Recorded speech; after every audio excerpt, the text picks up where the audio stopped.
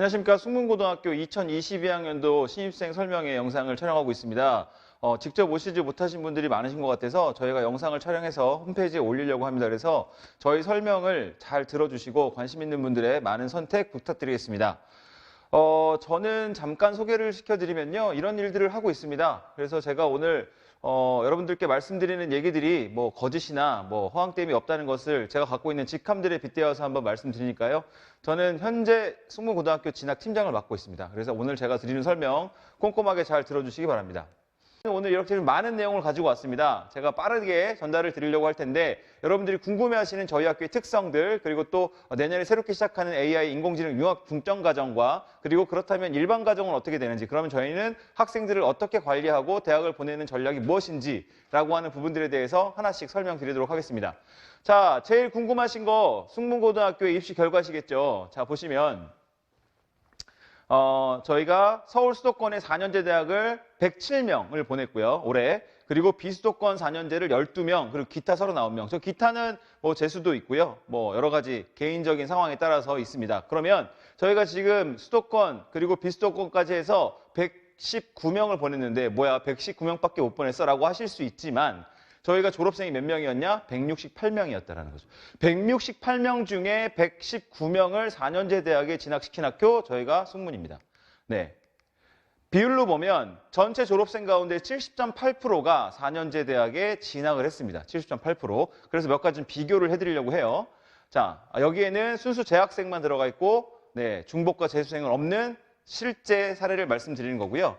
3년간, 저희 학교의 3년간 4년제 진학률이 66.75%. 그럼 이제 비교를 해봐야겠죠. 자, 47.3%가 뭐냐? 강북 지역 인근 자사고 3년 평균 진학률입니다. 그리고 36.7%가 뭐냐? 마포 서대문 일반고 3년 평균 진학률입니다. 그리고 41%가 뭐냐? 서울 전체 인문계 고등학교의 3년 동안의 평균 진학률을 얘기합니다. 학교 알림이 정보 공시를 통해서 일일이 저희가 통계를 냈고요. 그럼 비교해보시면 어떠한 평균보다도 저희의 3년간 4년제 진학률이 월등히 높다라는 것을 보실 수 있습니다. 네.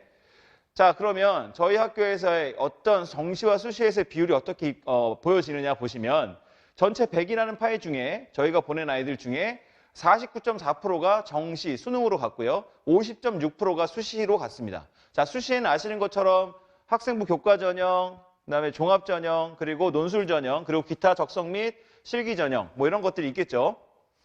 그 중에서 학생부 종합 전형으로 들어간 학생들이 전체 100이라는 파이에서 30.7%, 그리고 교과 전형이 11.32%, 네, 논술은 전면 폐지는 아니고 폐지를 유도를 하고 있습니다. 내년에도 논술은 남아있을 거고요. 내후년도 논술은 남아있을 겁니다. 그 후년도 남아있을 거라고 생각을 합니다. 전면 폐지를 하면 중위권 아이들의 상위권 대학에 진학 길이 하나가 없어지기 때문에 전면 폐지는 어렵다고 보고 있고요. 현재 전체 파일을 놓고 보면 네, 저희가 이 의미가 있는 숫자가 왜 그렇게 말씀을 드리냐면 2023학년도, 아직 2024학년도도 정확하게 대입 시행계획안이 발표되지 않았고요. 그래서 지금 1학년들도 이렇게 바뀔 것이다라고만 나와 있지 정확한 세부 계획은 아직 안 나왔고요.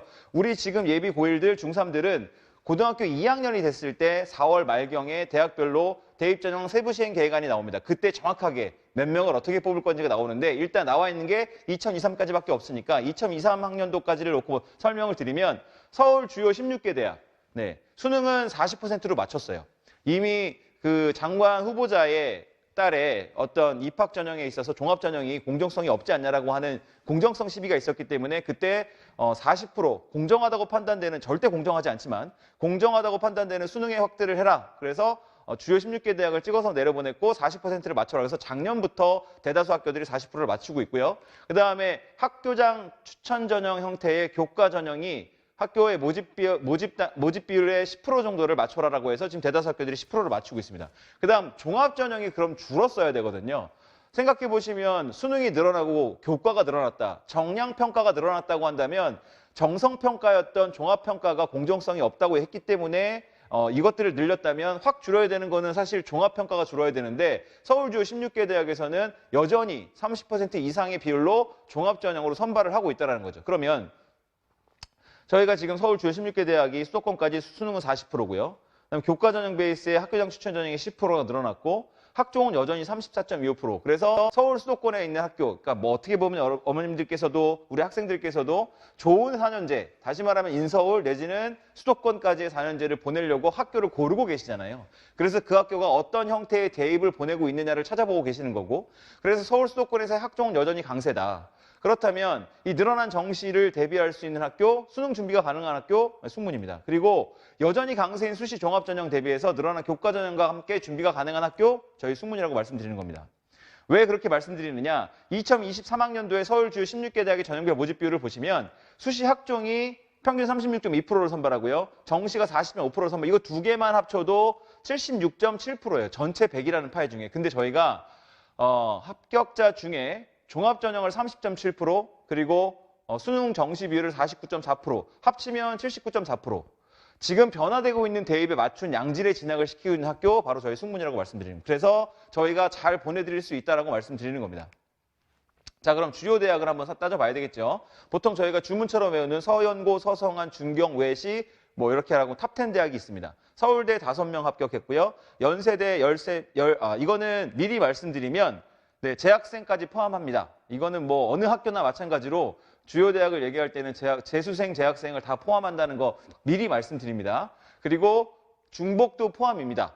예, 그럴 수밖에 없는 게 뭐 서울대를 붙었는데 고대를 붙으면 고대 합격은 빼고 서울대만 말씀드릴 수 없으니까 서울대가 5건, 연세대가 13건, 고대가 14건, 서강대가 13건, 성균관대가 9건, 한양대 6건, 중앙대 22건, 서울시립대 2건, 외대 8건, 경희대 11건. 그래서 저희가 탑10 대학에 이렇게 아이들을 잘 보내고 있다. 그리고 지금도 아이들 지금 모의 면접하고 있거든요. 면접 준비하고 있는데 서울대 일반 전형 지금 포함해서 6명이 지금 면접 준비하고 있고요. 그다음에 연대도 각 전형별로 합격자들이 지금 면접을 보고 온 친구들도 있고 준비하는 친구들, 고대도 마찬가지고요. 그래서 지금 주요 대학들이 1차 합격자들을 발표하고 있는데 속속 저희가 서로 평가를 좋은 결과를 얻어서 면접 준비를 하고 있다고 미리 말씀드리겠습니다.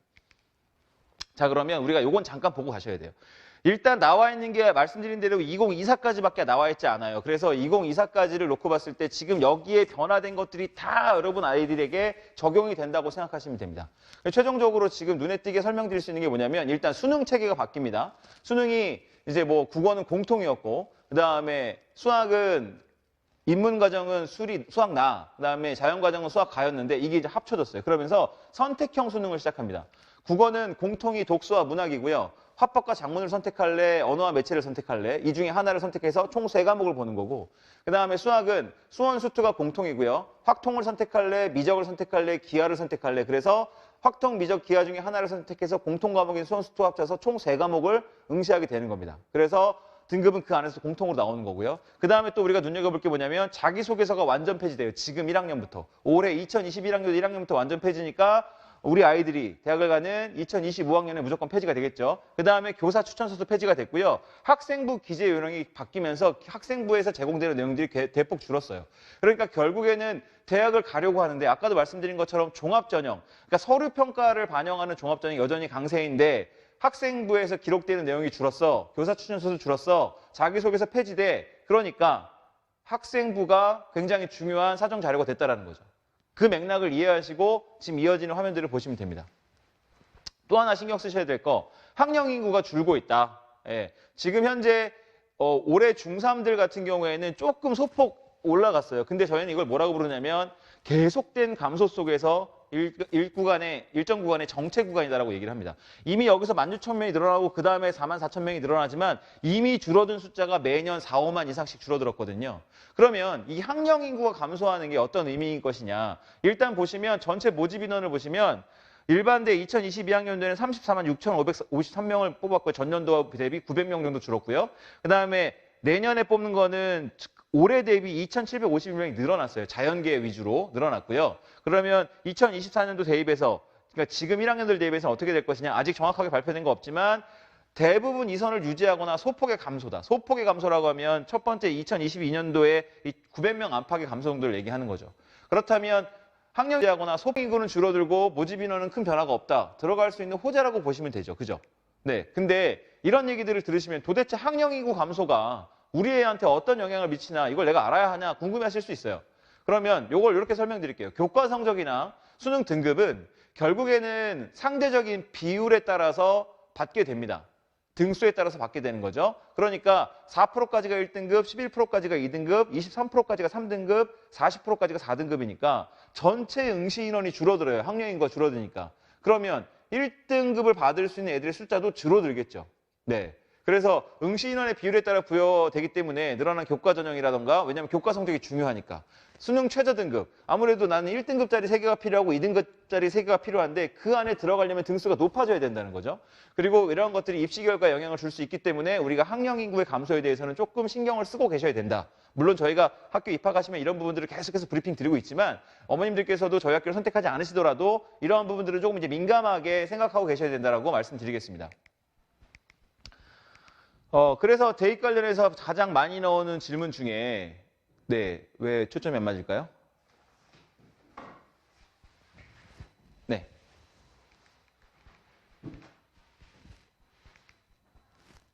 그래서 대입 관련해서 가장 많이 나오는 질문 중에 이런 게 있죠. 재학생 수가 적어서 내신 등급이 불리하다. 지금 앞서 말씀드린 거죠. 그러면 저희는 이런 거 어떻게 해법을 드리냐면 일단 이것이 두 가지에서 문제가 있을 수 있습니다. 첫 번째 교과 전형으로 대학을 가려는데 교과 전형이 늘어났다고 하니까 교과 전형은 교과 성적 100%로 우리가 이제 계산을 많이 하기 때문에 점수 계산을 그러면 전체적인 학령 인구가 변화된 건 우리만의 문제도 아니고 그리고 서울시만의 문제도 아니고 전국의 문제라는 거죠. 다시 말씀드리면 지금 서울시 내에 300명 이상 대단위 학교가 거의 그러니까 어머님들이나 제가 학교 다닐 때 300명 넘는 건 뭐 당연한 거였고 제가 졸업 연봉물을 찾아보니까 제 동기들은 520명이더라고요. 근데 그 정도 사이즈 뭐 학급이 13개, 14개, 15개 이런 건 기본이었잖아요. 근데 최근에 서울시 내에 10학급 이상의 학교들을 손으로 꼽는다는 거죠. 다시 말씀드리면 우리만 뭐 예를 들어 숙문고등학교만 아니면 옆에 뭐 A 고등학교만 B 고등학교만 인원이 적어서 내신이 불리하다. 이 우리만의 문제는 아니라는 거죠. 그렇기 때문에 교과 전형에서 그러면 지원할 수 있는 성적대가 아무래도 예전에 1등급들이 많았던 학령 인구가 많았던 시대에는 1등급들이 쭉 썼던 상위권 학교라면 이제는 등급을 1등급을 받을 수 있는 구조적으로 받을 수 없기 때문에 2등급까지 내려오고 그래서 아까 말씀드렸던 것이 입시 결과의 하락이 예상된다라고 말씀드렸잖아요. 너무 등급에 연연하실 필요 없다. 내가 역량이 되고 지원할 마음이 있다면 충분히 지원을 해도 된다는 거죠. 교과 전형의 최대 변수는 왜? 수능 최저이기 때문에. 대다수의 학교장 추천 전형은 수능 최저 기준을 충족을 해야 됩니다. 아무리 교과 성적이 높아도 수능 최저를 맞추지 못하면 떨어지는 현실이라는 거죠. 네, 그리고 2015 개정교육과정에는 9등급 산출이 없는 진로 선택 과목들이 굉장히 많습니다. 성취도 A, B, C로만 표시되는 과목들이 많기 때문에 등급과 관련해서 크게 걱정하지 마시라. 다만 저희가 종합전형에서도 교과를 정량평가를 하거든요. 종합전형에서도. 교과에서는 이거를 다 점수화하지만 종합전형에서는 전반적인 파악을 할 때 교과 성적을 봤는데 그 이전에는 등급을 봤어요, 대학에서. 그래서 학령 인구가 줄어들면서 저희가 그 대학교의 사정관들을 만날 일이 있으면 학령 인구가 줄어들어서 이 등급대가 지금 굉장히 불리한 상황이다라고 얘기를 했을 때 별로 그렇게 신경 쓰지 않다가 최근 몇 년 사이에 가끔 만나면 이런 얘기를 해요. 이상한 등급대들이 때로 지금 우리 학교에 지원을 한다. 우리를 지원하던 등급대가 아니다. 라고 말씀을 하시면 그게 이제 당신네 학교를 지원한 등급대 지원 풀입니다. 네, 그렇게 말을 드리고 있는 거죠. 대학에서도 이제 이런 부분들에 대해서 심각하게 받아들이고 있고 그래서 어떻게 하냐면 평가의 방법을 조금 더 세밀하게 하고 있다는 거죠. 자, 이게 이제 대학에서 서류평가라는 화면인데요. 여기 보시면 화면에 등급이 이렇게 나와 있습니다. 등급들이 1학년 1학기, 2학기, 5학기의 등급이 나와 있고 그럼 이 학기대의 등급만 추적하는 게 아니라 밑에 잘렸지만 그 밑에 주요 교과들의 등급도 나와 있고요. 다시 말씀드리면 학기별 등급을 확인하고요. 전체적인 학업 성적 추이를 확인하면서 매 학기의 시험이 중요하고 성적이 등록의 이유가 설명되는 세특이 중요하다. 예를 들어서 성적이 떨어졌어요. 근데 단순 성적은 떨어질 수 있어요. 왜? 수강 인원이 적기 때문에 떨어질 수도 있고요. 선택 과목에 의해서. 그때 얘의 세특까지를 같이 보겠다는 거죠. 종합적인 평가를 해서 서류 평가를 하겠다고 하니까 인원이 적어서 등급이 불리하다는 것에 대해서 크게 걱정하지 마시라고 말씀을 드리는 겁니다. 자, 그러면 대학에서 어떻게 생각을 하느냐 이거예요. 과목별로 이 표도 넘어가는데 원점수가 나오고 평균이 나오고 표준 편차가 나와요. 그다음 얘가 받은 등급이 나오고 그 뭐가 나오냐면 수강자 수가 나옵니다. 다시 말하면 지금 얘는 204명 중에 2등급을 했어요. 공부를 잘하는 친구일까요? 못하는 친구일까요? 판단을 한번 해보시라는 거죠. 근데 제가 볼 때 못하는 친구는 아니에요. 왜냐하면 평균이 74.6점이고요. 편차가 16.9면 그래도 위아래 밑에서 깔아주는 친구들도 많고 위에 상위권 좀 밀집된 그런 분포라고 보시면 됩니다. 그런 상황에서 원점수가 91점이에요. 그럼 얘는 공부를 못해서 2등급이 아니라 상위권의 치열한 등위 싸움에서 밀려서 2등급이 됐다는 거죠. 대학은 이제 이렇게 상황을 맥락적으로 이해하고 평가를 하려고 한다라고 보시면 됩니다. 네. 그래서 우리가 중요한 게 뭐냐면 종합전형을 고민하는 친구들이라면 이제 서류평가에서 이제 선택 과목을 하니까 어떤 과목을 선택해야 되느냐 이걸 이렇게 설명드릴게요. 저희가 잘 만들어진 드라마와 막장 드라마의 가장 큰 차이점 뭐라고 말씀드리냐면 네, 이게 말이 돼? 라고 하는 거죠. 개연성이 있냐 없냐. 갑자기 죽었던 사람이 부활하고 뭐 이런 눈에서 레이저 나고 이런 건 막장이지만 네, 이해가 안 되는 스토리를 갖고 있는 거잖아요. 막장이면서 그죠? 그래서 저희가 교육과정을 이렇게 표현드리는 거예요. 이 학교의 선택 과목 간의 유기적인 맥락을 통해서 이 아이가 과목 간의 관계를 어떻게 설정했느냐, 그 안에서 어떠한 캐릭터를 잡았느냐, 다시 말씀드리면 내 전공과 연관된 학습 경험을 어떻게 만들어 갔느냐. 결국 학교가 만들어 놓은 판, 교육과정 속에서 우리 학생의 선택을 가지고 이야기를 만들어 가야 되는데 누가 만들어 가야 되느냐? 우리 아이들이 만들어 가야 된다는 거죠. 우리 아이들이. 근데 저희가 그 이야기를 만들어 갈 수 있는 토대는 잘 마련하고 있다. 저희 숙문이 말씀드리는 겁니다. 자, 그러면 제가 이제 2024 올해 1학년들이 대학을 간 이후에 우리 아이들이 대학을 가야 되니까 그때까지의 키워드를 한번 좀 잡아봤어요. 네. 학생부 기록이 굉장히 중요해졌다. 지금도 중요하지만 앞으로 더 중요해진다. 좀 이따 설명드릴게요. 대입 경쟁은 끝났고 이제 대학을 선택할 때다. 대학을 가고자 하면 뭐 2년제 포함해서요. 우리 아이들이 무조건 갈 수 있는 구조입니다. 이것도 설명드릴게요. 자연계, 사회적 요구가 많아졌죠. 자연계 인재가 좀 필요하다. 그죠? 많이 필요하다. 그래서 넓어진 자연계 인원이 많이 늘어나고 있어요. 근데 아까 말씀드린 것처럼 서류평가, 종합전형이 수도권 대학에서는 아직도 많이 이루어지고 있는데 그렇다면 서류평가에서 좋은 점수를 얻으려면 선택 과목을 잘 선택해야 된다는 거죠. 그다음 서울 수도권의 교과와 정시가 확대됐기 때문에 수능이 중요해졌다. 네, 왜냐하면 수능 최저와 정시는 수능 절대주의이기 때문에요. 요런 것들을 이제 대입의 키워드라고 제가 선정을 했고 하나씩 설명을 드리겠습니다. 자, 학생부 기록이 중요해진 이유가 뭐냐면 학교생활기록부, 학생부는 계속 반영이 돼요. 계속 반영이 되는데 자기소개서는 올해 문자 글자 수가 축소가 되고 문항도 줄어들었고요. 그다음에 내년에도 줄어들고요. 왜냐하면 2024년에 완전 폐지가 되기 때문에. 네. 그러니까 지금 1학년들이 대학을 갈 때에는 자기소개서가 완전 반영되지 않아요. 그러니까 대학들이 그걸 감안해서 이제 자기소개서의 변별력을 줄이기 위해서 문항수 줄였고 글자수 줄이고 있다는 거죠. 교사 추천서는 이미 폐지입니다. 앞으로도 폐지고요. 그런데 우리 아이들이 대학을 갈 때는 연결되겠죠. 폐지가 된 것들 다시 살아나지 않을 테니까. 근데 학교생활기록부는 역시나 제일 중요한 서류이기 때문에 이렇게 말씀드리는 거고. 자, 그러면 서류평가할 때 우리가 뭘 보느냐? 인성역량, 학업역량, 계열적합성, 전공적합성 이런 표현을 쓰고요. 발전가능성. 대학들이 약간 다른 표현을 쓰지만 결국 서류평가의 큰 카테고리는 이렇게 네 가지다. 학업역량은 아시겠지만 기초학업능력. 다시 말하면 네가 대학에 와서 네 전공을 배우려고 할 때 필요한 과목들은 다 배우고 왔니? 그 과목들에 대한 성적은 어떠니? 전체적인 학업역량은 어땠니? 라고 하는 게 학업역량이고요. 계열적합성, 전공적합성은 네가 지원한 학과와의 유사성을 갖고 있는 학습 경험을 고등학교 때 충분히 해봤니? 라고 하는 것들. 이제 발전 가능성이 좀 문제인 거죠. 발전 가능성은 네가 성실하냐 안 하냐를 따지는 게 아니라 여기 발전 가능성이 대학들이 밝히고 있는 평가 요소가 뭐냐면 자기주도성, 문제 해결 능력, 창의성. 그러니까 이러한 역량들과 이러한 평가 요소들에 대한 학생부 기록이 나한테 있어야 된다는 거죠. 인성 역량은 얘가 도덕적이냐 아니냐를 따지는 게 아니라 사회적 인성 역량, 소통, 배려, 나눔, 협력. 다시 말하면 협업에서의 어떤 능력치를 본다는 거죠. 그러니까 이런 내용들이 골고루 다 써져 있어야 돼요. 예전 같으면 자기소개서에서 올해 자기소개서 변경된 문항 중에 첫 번째가 뭐냐면 키워드가 학습 경험이고요. 그다음에 전공 적합성이고요. 2번이 뭐냐면 공동체 속에서의 사회적 협력, 사회적 배려, 사회적 소통, 사회적 인성 역량에 대한 걸 쓰고 있습니다. 그러니까 자기소개서에 이렇게 인성 역량이라든가 학업 역량이라든가 자기 목소리로 어필할 수 있었는데 이게 그게 안 되니까 이런 것들을 전부 다 학생부의 기록으로 남겨야 된다는 거죠. 네, 그렇죠. 네. 평가를 위한 제출자라고 그동안 이렇게 크게 세 가지였는데 이 두 가지가 없어지니까 결국 남아있는 학교생활기록부가 굉장히 중요하다. 그러면 이 학교생활기록부가 없어지는 거에 대해서 자기소개서가 없어지는 거에 대해서 우리 대학이 원하는 역량에 대해서 아까도 말씀드린 것처럼 학생 스스로 유일하게 어필할 수 있는 서류였는데 이걸 학생의 입장으로 놓고 보면요. 학생들은 굉장히 좋아합니다. 왜? 쓰기 어려웠거든요. 자기소개서 쓰라고 그러면 굉장히 힘들어요. 이거 폐지되니까 애들이 그냥 마냥 즐거워해요. 그죠? 부모님들도 좋아하실 거예요. 왜냐하면 자기소개서 때문에 외부 컨설팅들 돈 주고 많이 받아왔었으니까. 그런데 대학의 입장은 좀 다릅니다. 도대체 자기소개서 없어져, 교사 추천서 없어져, 그럼 뭘 갖고 평가를 하는 거냐. 그죠? 게다가 학생부 기록도 계속 축소가 돼, 제공되는 내용도. 그러니까 이 사람들이 얘기하는 게 뭐냐면 그럼 어쩔 수 없지 제공되는 내용들을 꼼꼼하게 살펴볼 수밖에 없겠구나. 그게 뭐냐면 학생부라는 거죠. 네, 그게 뭐냐면 학생부. 다시 말씀드리면 지금 왼쪽에 있는 표가 계속해서 변경되는 학생부 기재요령 변경 사항인데 뭐가 안 되고 미반영되고 축소되고 계속 이러고 있어요.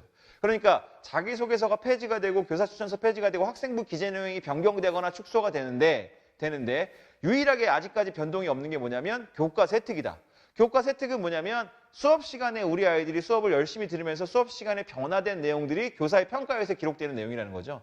결국 이제는 서류 평가의 중심이 학생부 교과 세특으로 갔다는 거죠. 그럼 교과 세특은 뭐의 바탕이냐? 정규 수업 시간의 바탕이다. 그러니까 학생부 기록이 중요해졌다는 얘기는 우리 아이들이 학교에서 수업을 제대로 들을 수 있는 여건의 학교이냐, 그 수업을 통해서 우리 아이들이 뭔가 성과를 이뤄낼 수 있는 학교이냐를 따져보셔야 된다는 거죠. 저희는 자사고 11년 경력을 가지고 그런 노하우를 갖고 있는 학교라고 당당히 말씀드릴 수 있습니다. 네. 그리고 지금 자기소개서가 2024년에 완전 폐지라고 알고 계시지만 이미 올해도 반영하지 않은 학교들이 많았고요. 이게 연도가 바뀌었네요. 위에가 2022년, 네. 2023년.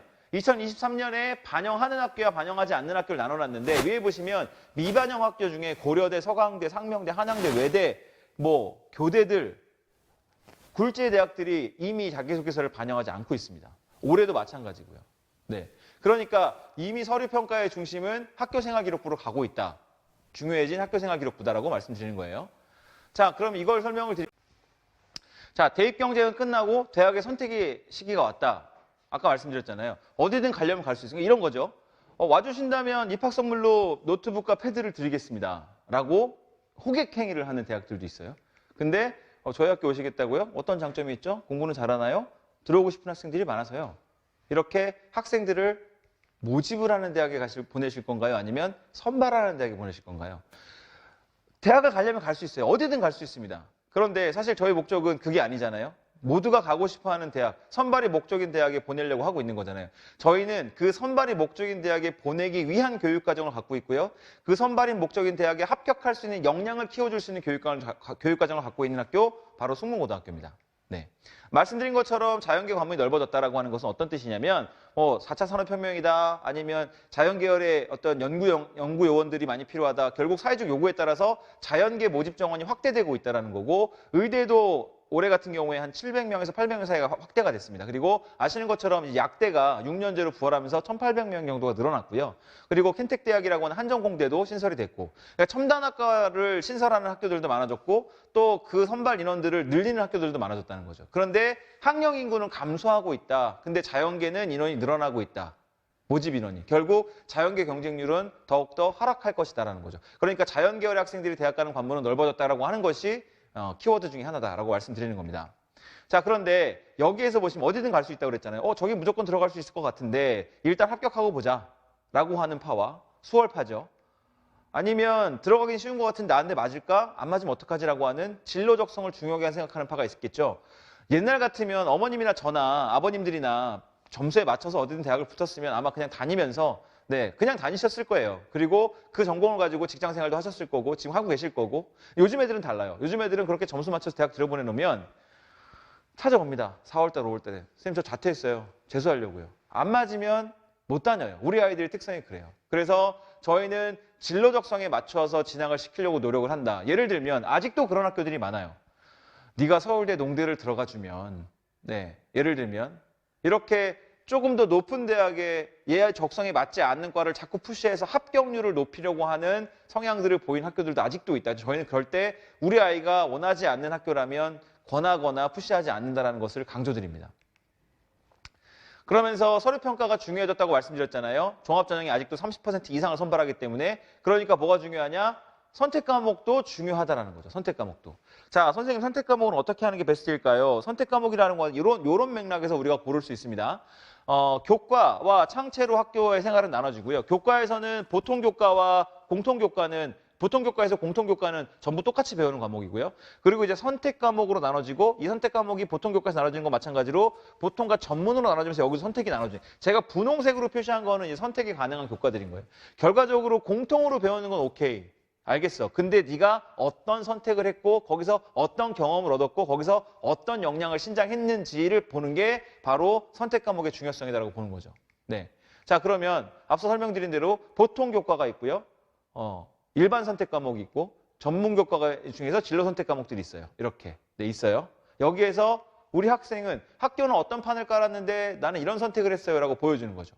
학교가 짠 교육 과정에서 학생은 어떤 선택을 했고 그 선택에는 어떤 스토리가 있으며 그 안에서 학업 성취와 교과 세팅은 어떻게 받았는지.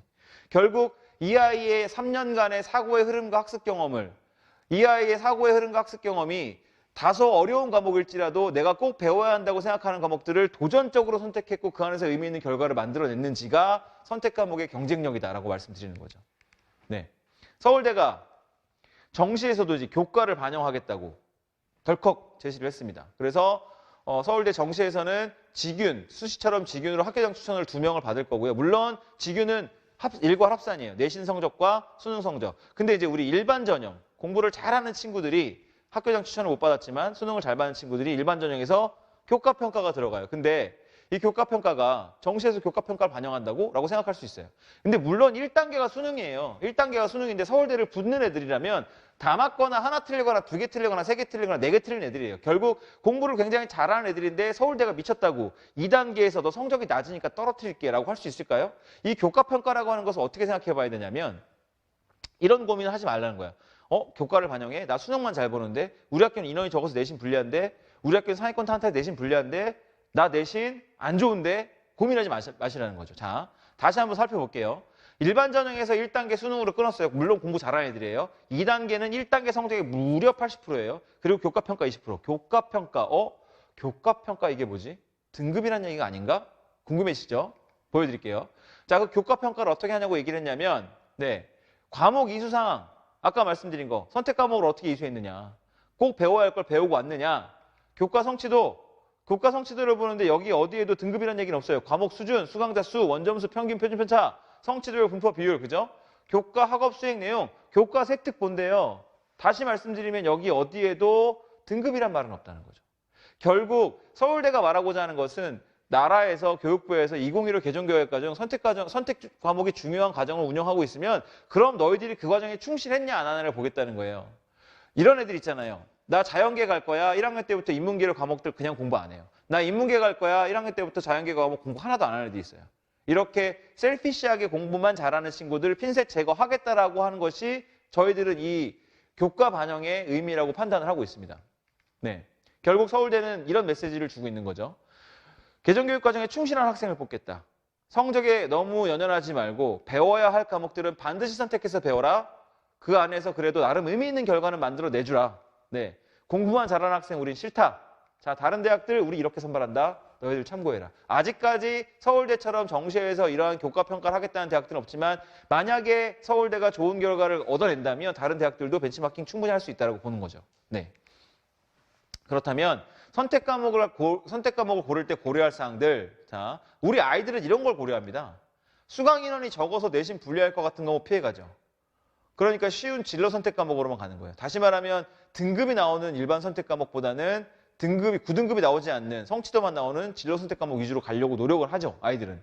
그래서 부모님들이 같이 봐주셔야 되고, 저희는 학교에서 그래서 선택 과목과 관련해서 학생들 대상으로 설명했고요, 학부모님 대상으로 설명했고요, 담임 대상으로 연수했습니다. 그만큼 선택 과목이 중요하니까.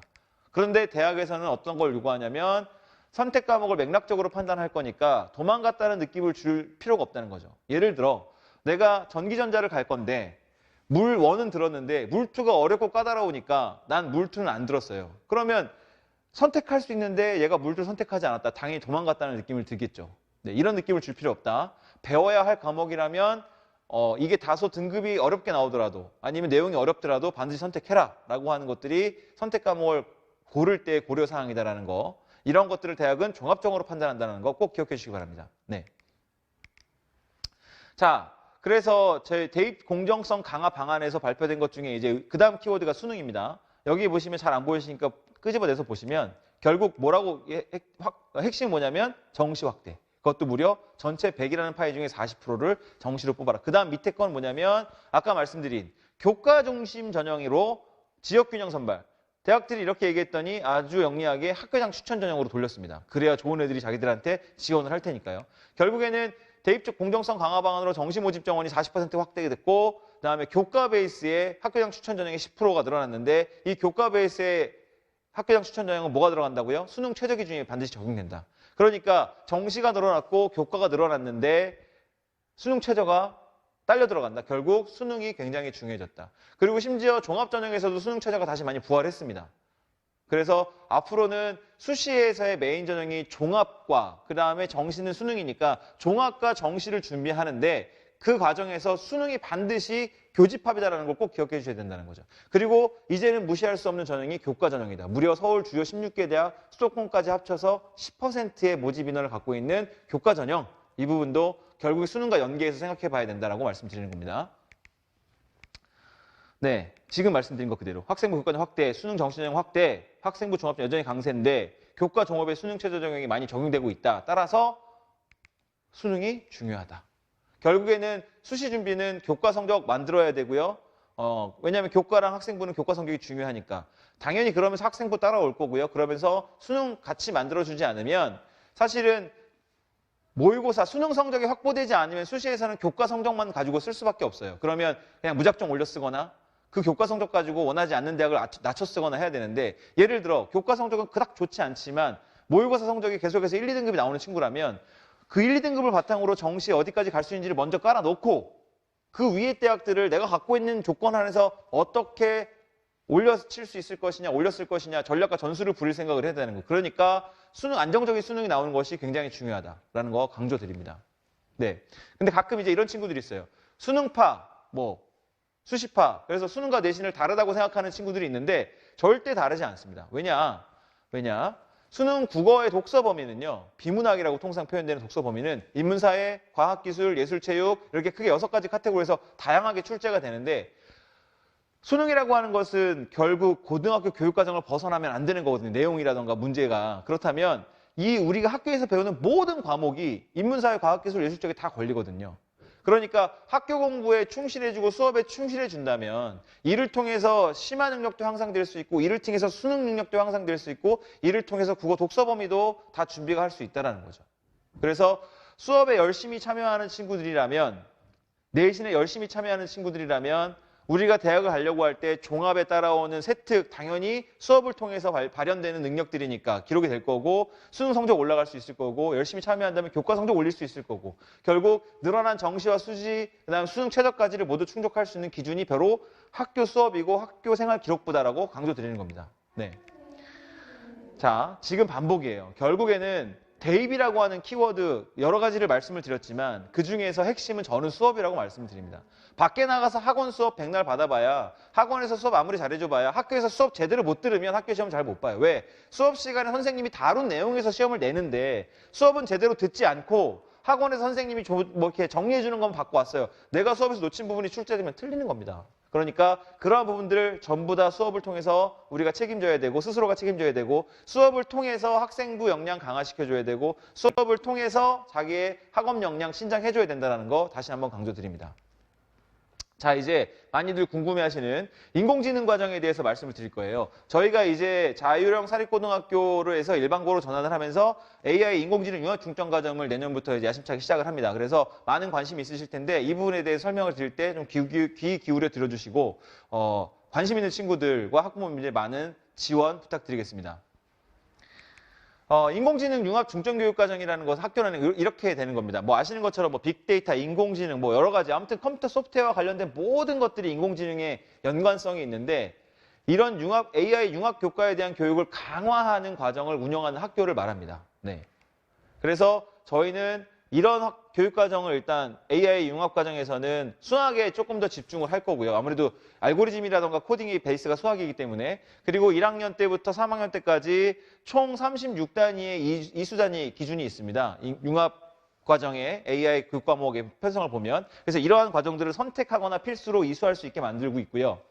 그리고 저희 학교에서는 연간 50시간의 AI와 관련된 활동들을 운영하게 되어 있어요. 그러니까 우리 아이들이 이런 관심 분야, 저희가 지금 일단 만들어 놓은 거고요. 우리 아이들이 만약에 관심 있는 분야가 생겼어요. 만들어낼 수 있어요. 학교랑 협의해서 저희 이런 거 하고 싶은데 이런 활동 한번 해보고 싶은데 오케이 만들어. 네, 그래서 이런 관련 활동들을 동아리 연계 아니면 탐구 연계, 수업 연계해서 연간 50시간 이상 운영해야 되는데 이거는 AI 학생들만 하는 게 아니라 일반 학생들에게도 오픈이 된다라는 거. 네.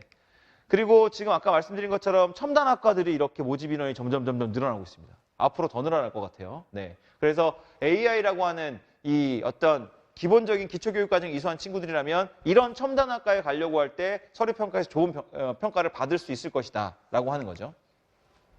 아까 말씀드린 대로 지금 각 대학, 주요 대학들이 지금 신설하고 있는 학과거나 아니면 모집 인원을 늘리고 있는 학과에 대한 안내를 드리고 있습니다. 네. 2학년 과정에서 일단 선택 과목을 좀 잠깐 살펴드릴게요. 일단은 1학년 과정에서 공통은 같이 배우는 거지만 AI 과정들은 시스템 일반, 통계 활용 빅데이터 분석, 인공지능 수학을 따로 배웁니다. 이건 AI 과정만 배우는 거고요. 2학년에 들어와서는 인공지능 기능과 프로그래밍 중에 하나를 선택하고 AI 프로그램 기초 수리와 인공지능 하나를 선택하는데 그럼 두 과목을 배우잖아요. 근데 이건 다 뭐라고 써있냐면 진로라고 써있죠. 진로 선택 과목이라는 거고요. 전문교과 마찬가지로 9등급이 나오는 게 아니라 절대평가 성취도만 표시가 된다는 거예요. 게다가 이것은 AI 융합과정 친구들끼리만 수업을 듣습니다.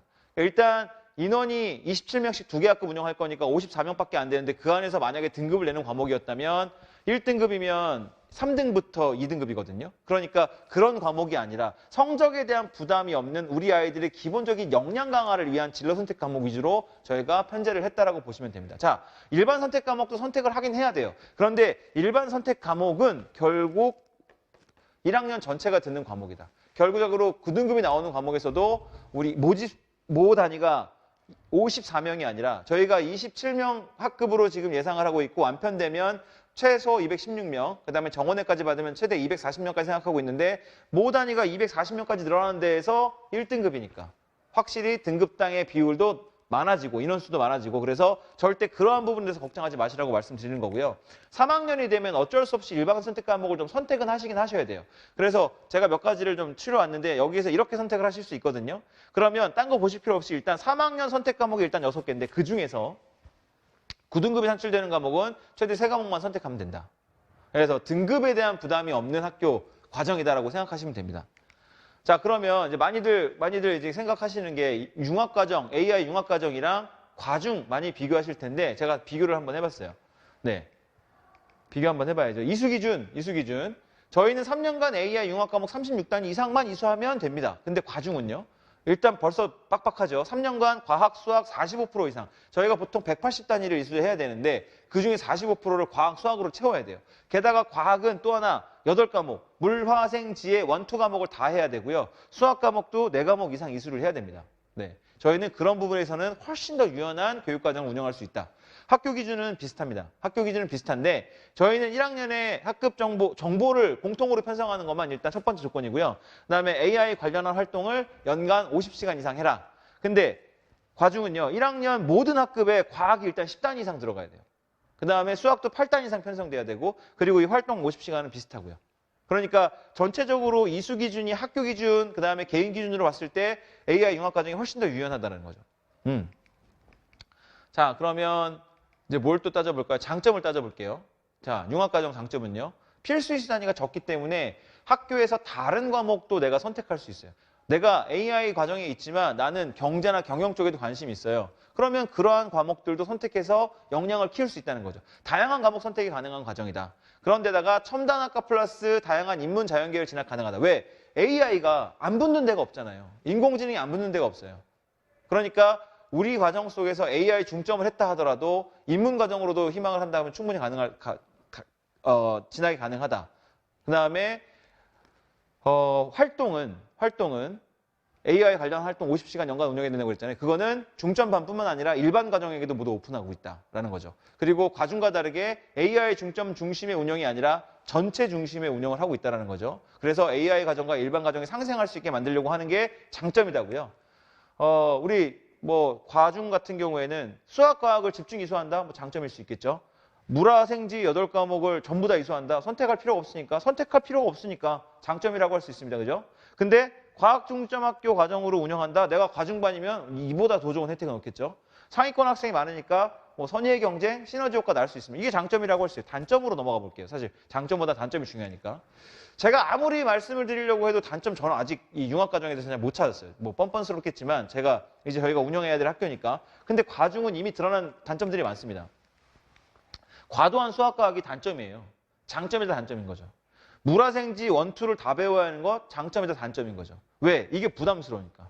과투를 4개를 다 해야 된다는 거. 더 재밌는 건 얘네가 이수 기준이 저희도 마찬가지고 얘네도 마찬가지고 3학년 1학기까지예요. 그러니까 과투는 보통 3학년 과정에 포진할 수밖에 없잖아요. 3학년 1학기에 과투 4과목이 들어와 버려요. 그러면 같은 학교의 이 교육과정을 이렇게 빼고 하는 테트리스가 잘 안 되니까 얘네가 과투 4개를 깔면 인문도 4개 이상을 깔아줘야 되는 거죠. 그러니까 인문 과정 애들은 쓸데없이 선택 과목을 많이 들어야 돼. 왜? 게다가 사회 과목들은 선택 과목이 다 9등급이 나면 일반 과목이니까. 그리고 선택의 여지가 없다. 아까 그게 장점이라고 말씀드렸지만 얘들은 다른 과정에 대해서 관심을 둘 수가 없어요. 오로지 과중반 위주의 운영밖에 안 된다. 인문이라던가 다른 분야에 관심을 가질 수가 없다. 그리고 대다수 과중반 중점으로 운영을 하고 있다. 일반 과정이 많이 피해를 보고 있다는 거죠. 상위권 학생이 많으니까 선의의 경쟁도 되지만 등급에서 피해를 볼 수 있다. 네. 그래서 과중이냐 융합과정이냐를 고민하시는 분들은 이런 장점과 단점을 좀 보고 판단해 주시면 좋을 것 같습니다. 제가 그래서 우리 아이들이 만약에 일반 과정과 AI 중점 과정으로 들어왔을 때 향후에 어떻게 진학을 할 수 있을 것인가에 대해서 고민을 한번 해봤어요.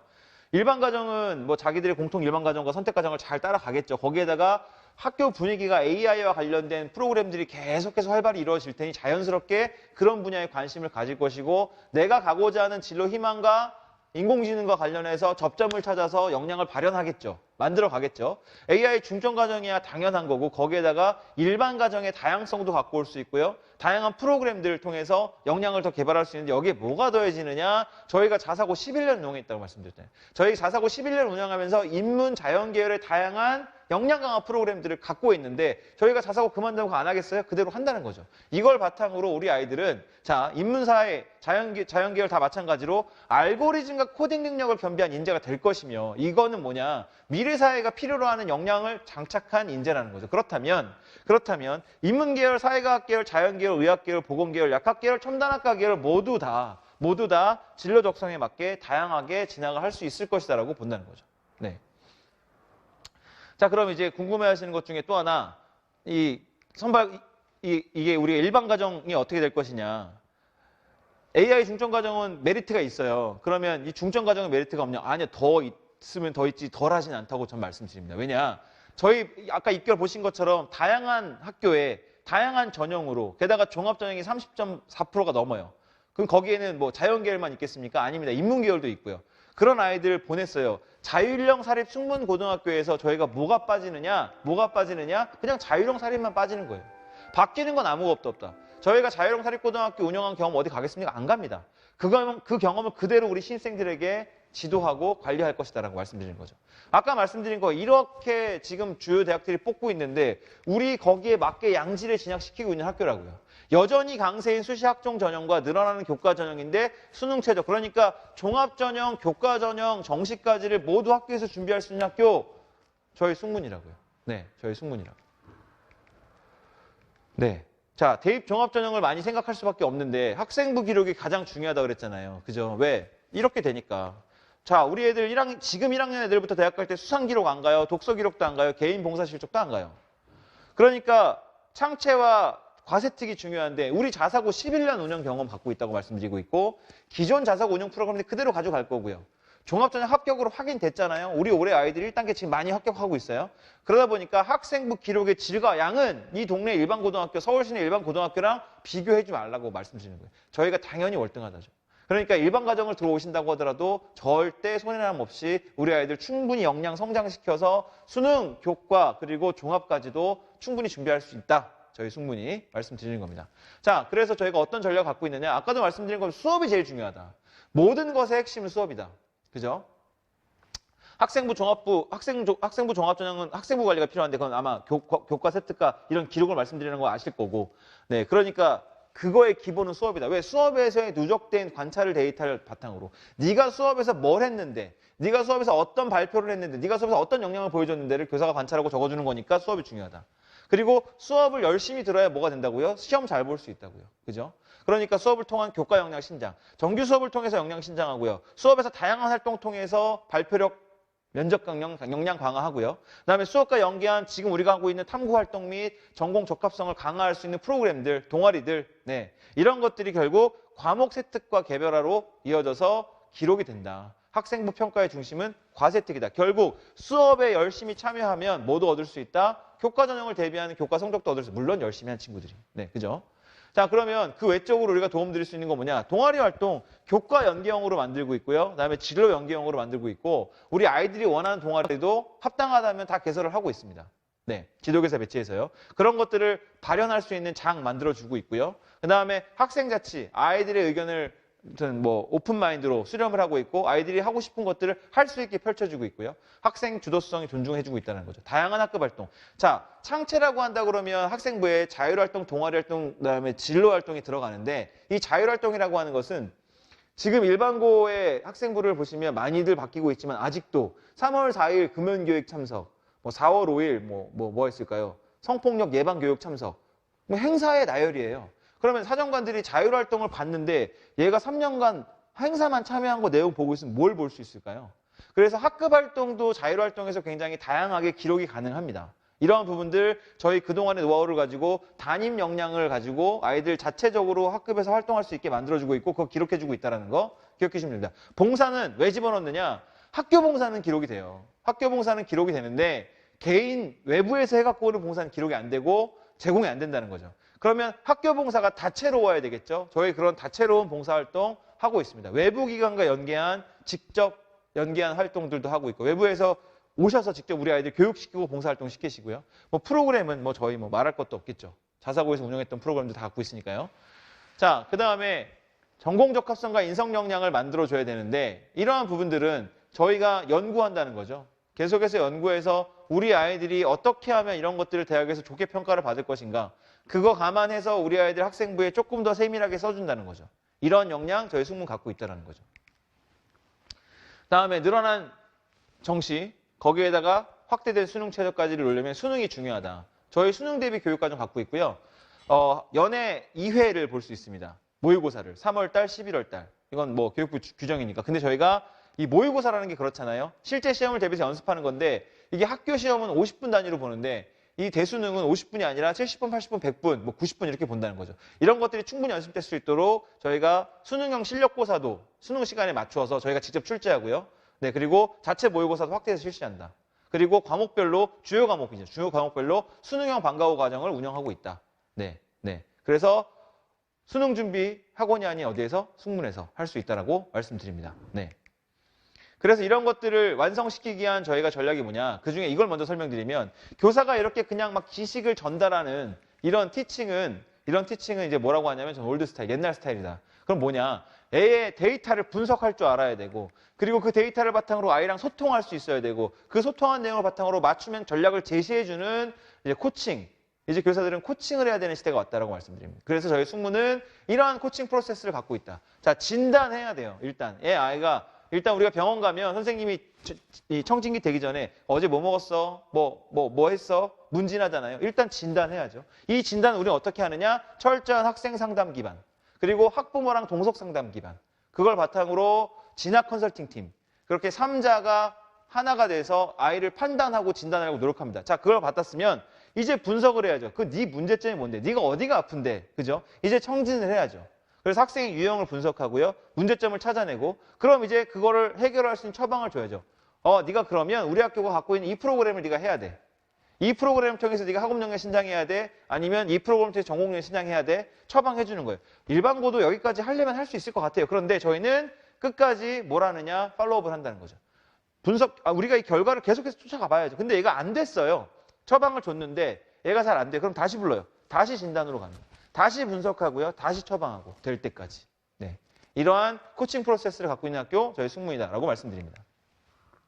그래서 그 코칭 프로세스에는 저희 진학 컨설팅 팀이 많은 역할을 하고 있는데 제가 아까 앞서 드린 대로 저는 이런 일을 하고 있고요. 그리고 저하고 같이 이렇게 보조를 맞춰서 하시는 선생님이 계시면 두 분이서 진학 컨설팅 팀을 내년에 운영할 거고 저희만 아이들을 만나는 게 아니라 일단 담임교사가 만나잖아요. 그리고 담임교사가 부모님과 만나고요. 그 결과 바탕으로 저희랑 또 만나는 거예요. 그러니까 상담의 질이, 깊이가 확실히 넓어진다는 거죠. 그래서 저희 뭘 하느냐? 일단 데이터는 분석해야 되겠죠. 왜? 이걸 알아야 우리 아이들의 유리한 게 뭔지를 찾아내니까. 그러면서 발표되는 요강 분석하는 거예요.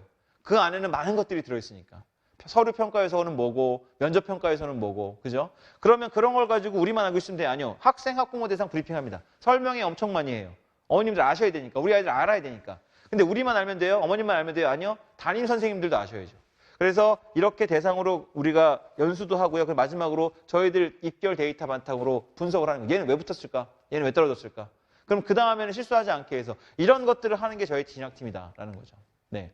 그래서 저희가 전문 진학 컨설팅 팀을 바탕으로 학부모와 교사 담임 상담, 아이와 학부모 그리고 진학팀 상담, 다시 교사와 담임과 학부모 상담, 아이 상담 이 선순환 과정을 통해서 저희는 수시와 정시에 맞춤형 전략을 제시할 수 있고 우리 아이들은 3년 뒤에 원하는 대학에 진학할 수 있을 것이다라고 말씀드리는 겁니다. 네. 제가 그 고1짜리 아들이 있어요. 그래서 고등학교 입학할 때 물어봤어요. 야, 너가 우선하는 게 뭐냐? 그랬더니 의외의 답을 우리 학교 애들한테도 물어봤어요. 그랬더니 뭐라고 얘기하냐면 저 급식 중요하고요, 교복 중요해요, 교통 중요합니다. 생각해보니까 되게 중요한 것 같아요. 왜? 주 5일 동안 학교에서 밥을 먹어요. 점심을 먹잖아요. 그럼 이게 중요하다고 생각해서 지난 9일간에 저희 학교 식단 갖고 왔습니다. 잘 나옵니다. 우리 아이들 급식 만족도 좋고요. 나쁘지 않습니다. 네. 그리고 저희 교복 마포구 일대에서 자신 있습니다. 네. 저희 동복은 별로 안 입어서, 하복은 별로 안 입어서 동복만 일단 갖고 왔고요. 근데 동복 아주 아이들 만족스럽게 잘 입고 다닙니다. 네. 그리고 교통, 아시죠? 저희 학교를 둘러싸고 2호선, 6호선 있고요. 경의중앙선 있고요. 뭐 각종 버스들 다 지나다니고, 뭐 시내 나가기도 좋고, 네. 그리고 저희 주변에 학교들도 되게 많아요. 신촌에 연세대학교, 서강대학, 길 건너 서강대학교, 뭐 이대는 여대니까 빼고요. 네. 그리고 저희가 이렇게 표현해요. 교통 좋고 대학가 위치하고 접근성 좋습니다라고 말씀드립니다. 네. 자, 이 화면에 나오는 친구들을 살짝 보시면 되게 비슷하게 생겼잖아요. 형제들이에요. 형제들. 저희가 자사고를 운영하면서 형제들이 입학하는 경우에 장학금을 지급했습니다. 지난 11년간 총 140상 280명의 학생들이 혜택을 받아갔더라고요. 그러니까 이런 거예요. 저도 이제 고1짜리 아들이 있다고 말씀드렸잖아요. 근데 초등학교 5학년짜리 둘째가 있어요. 중학교 어디로 갈까 고민하다가 너 어디로 갈래 했더니 형 다녔던 데 갈까? 했더니 저는 아니 거긴 아닌 것 같아. 일단 멀고 학교가 그렇게 뭔가 잘해주는 것 같지도 않고 그죠? 그런 거예요. 형을 보냈는데 만족해요. 그러니까 동생을 보내지 않을까요? 네. 지난 11년간 140상 280명의 형제가 선택한 학교 네, 저희 숙문입니다. 그죠? 네. 지원 방법을 잠깐 설명을 드릴게요. 저희가 후기 일반고는 사실은 1단계, 2단계로 나눠지는데 저희처럼 교육과정 중점이라든가 과학 중점 학교들은 1단계, 2단계 앞서 한 칸 더 먼저 쓰실 수가 있어요. 단일학교군이라고 하는 건 뭐냐면 서울시 전 지역에 있는 학교 중에 과학 중점 학교나 교육과정 중점 학교 중에 하나를 쓰실 수 있는 겁니다. 그래서 먼저 숙문을 쓰시면 되고요. 그 다음에 1단계는 서울 전 지역에서 1지망, 2지망을 서로 다른 학교를 쓰셔야 돼요. 만약에 이 과학 중점에 대해 숙문을 썼어요. 그럼 1단계 1지망에 숙문 쓰셔도 돼요. 그리고 2지망에는 2순위 학교를 쓰시면 됩니다. 자, 그럼 2단계는 뭐냐? 거주지 일반 학교군. 거주지 일반 학교군은 뭐냐면 저 거주하고 계시는 주소지가 속해 있는 교육청, 지역청의 범주에서 표현이 되는데 만약에 저희 마포 쪽에 주소지가 계시면 마포, 서대문, 은평까지가 서부 일반 학교군입니다. 서부 학교군에 있는 학교 중에서 1지망, 2지망을 쓰시면 여기도 숙문 쓰시면 되고 2지망 다른 학교 쓰시면 됩니다. 네. 요거 이해하셨을지 다시 한번 설명드릴게요. 이게 이제 지원서 양식이 대충 이렇게 생겼는데요. 말씀드린 대로 중점학교 지원에다가 저희 숙문고등학교를 쓰셨어요. 오케이. 그 다음에 떨어질 수도 있으니까 1단계에서도 1지망의 숙문 오케이 괜찮아요. 그 다음에 2단계 거주지가 서대문, 은평, 마포시면 저희 쓰시면 됩니다. 이렇게 하시는 게 가장 저희 학교에 합격할 확률이 높다라고 말씀드립니다. 네. 선발 방법은 먼저 이걸 쓰셨잖아요. 아까 여기에서 숙문을 여기 쓰셨잖아요. 그러면 여기서 어떻게 선발을 먼저 하냐면 서울 전 지역에서 썼지만 1단계에서 50%는 어떻게 하느냐? 일반 학교군, 서대문, 은평, 마포에 사는 애들 먼저 50%를 뽑아요. 그럼 그 나머지 50%는 어떻게 뽑느냐? 여기서 떨어진 애들과 그 다음에 서울 전역에서 쓴 애들 있잖아요. 걔들이랑 다시 합쳐서 50%를 뽑으니까 서대문, 은평, 마포에서 사시면서 저희 학교를 쓰시면 아무래도 과중이란다. AI 융합 중점 과정에 선발될 확률이 높다. 저희가 선발하는 거 아니고요. 교육청에서 전산 추첨합니다. 그래서 확률을 높이시려면 무조건 여기를 먼저 쓰시는 게 좋다고 말씀드리는 거고 나머지는 보시는 것 같이 선발이 됩니다.